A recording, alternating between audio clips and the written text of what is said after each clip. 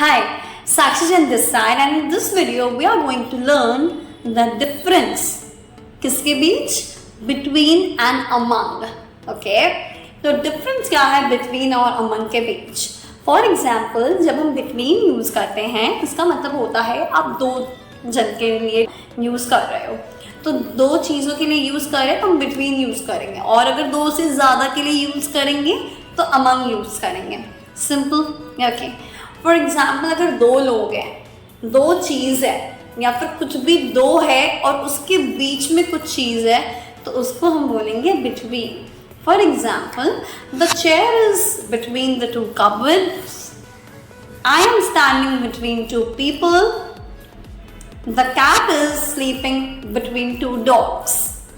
Okay, now among मतलब दो से ज़्यादा, right? So I distributed the chocolates among the children. अब होता क्या है, between में आपको पता होता है दो ही लोग हैं और आपको पता होता है exactly कौन है, but among में नहीं पता होता. I distributed the chocolates among the children. Among the children मतलब कितने बच्चे हैं या फिर कौन कौन बच्चे हैं ये आपको नहीं पता. ठीक है, बिटवीन में तो आप वेरी श्योर कि ठीक है दो ही जाना और ये दो ही है सिर्फ, लेकिन जब बहुत सारे होते हैं तो आप श्योर नहीं होते हो कि कौन एग्जैक्टली क्या है. ठीक है, तो अमंग उस तरीके से यूज़ होता है.